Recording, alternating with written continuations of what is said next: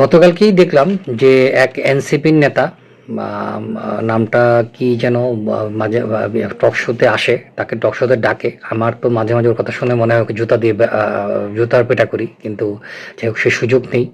ওদের এখন ক্ষমতা আছে, ওদেরকে এখন ডাকবে, ওদেরকে ম্যানেজ করে চলবে। কিন্তু আমাদের হয়তো বা সবাই সেই সৌভাগ্যটা হবে যে ফেব্রুয়ারিতে যদি নির্বাচনটা হয়, নির্বাচনের পরে সে দেশে যদি থাকে তাহলে জুতার বাড়ি, লাঠির বাড়ি, আরও কত কিছু খায় সেটা আমরা দেখব।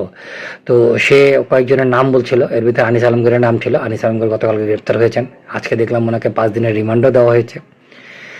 আনিস আলমগীর যেসব কথাবার্তা বলে সেগুলো ডক্টর ইউনূসের বিরুদ্ধে যায়, ইউনূসের বিরুদ্ধে যায়। আর যেহেতু ইউনূসের বিরুদ্ধে যায় তাহলে তো কিছু কিছু কথা হাসিনার পক্ষে যাবে, এটাই স্বাভাবিক।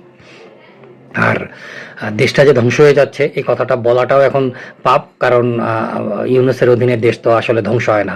ইউনূস তো আল্লাহ প্রদত্ত কিছু একটা, জানি না, আল্লাহ প্রদত্ত কুত্তা বা বিলাই কিছু একটা হবে, আমি জানি না। তো ইউনূসের অধীনে তো আসলে কোনো কিছু ধ্বংস হওয়ার সুযোগ নেই। ইউনূসের অধীনে শুধু ঘুরবে, আপনি সুদ খাবেন ঘুরবে, শুধু সুদ দিবেন ঘুরবে। আপনার কাজ হবে শুধু বিভিন্ন ব্যাংক, গ্রামীণ ব্যাংক ক্ষুদ্র ঋণ নেবেন আর বলবেন যে ইউনূস স্যার জিন্দাবাদ, ইউনূস স্যার জিন্দাবাদ, তাহলেই দেশটা ঘুরবে। তো যাই হোক, এই স্বাধীনতার যোগে আনিস আলমগীরের 5 দিনের রিমান্ড হলো। সেই রিমান্ডে 5 দিনের পরে এরপরে আনিস আলমগীরের কি ঘটনা ঘটে, নির্বাচনের আগে আনিস আলমগীর বেরিয়ে আসতে পারেন কিনা আমরা দেখি। তবে বাক স্বাধীনতা, অর্থাৎ যে কথাটা বলছি, জানি না এটা আসলে রক্ষা হবে কিনা, আসলে কথাগুলো বলতে পারবো কিনা।